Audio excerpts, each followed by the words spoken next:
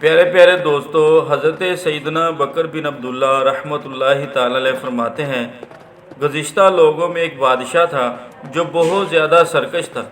وہ اللہ پاک کی نافرمانی میں حد سے گزرا ہوا تھا۔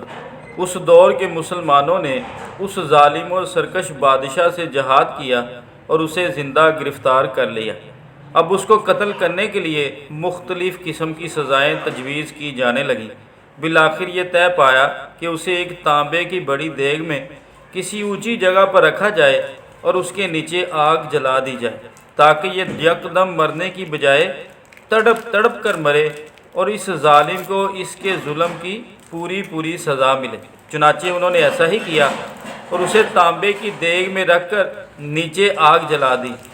وہ بادشاہ بہت گھبرایا اور اپنے جھوٹے خداؤں کو باری باری پکارنا شروع کر دیا اور کہنے لگا، اے میرے معبودو، میں ہمیشہ تمہاری عبادت کرتا رہا، تمہیں سجدے کرتا رہا، اب مجھے اس دردناک عذاب سے بچاؤ۔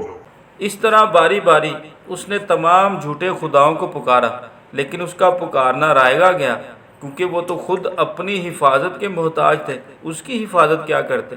بالآخر وہ اپنے جھوٹے خداؤں سے مایوس ہو گیا اور اس نے اپنا چہرہ آسمان کی طرف اٹھایا اور خالق حقیقی اللہ پاک کی طرف دل سے متوجہ ہوا اور لا الہ الا اللہ کی صدائیں کرنے لگا اور گڑ گڑا کر سچے دل سے اللہ پاک کو پکارنے لگا۔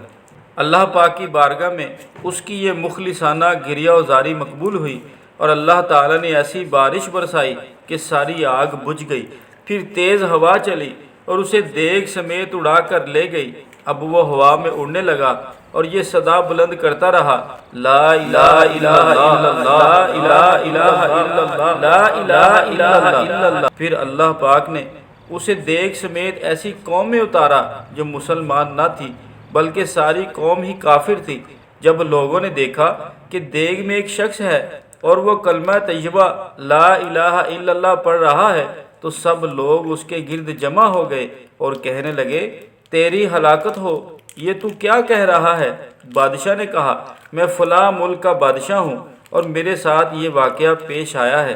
جب لوگوں نے بادشاہ کا قصہ سنا تو سب کے سب کلمہ پڑھ کر مسلمان ہو گئے اور اللہ پاک کی عبادت کرنا شروع کر دی۔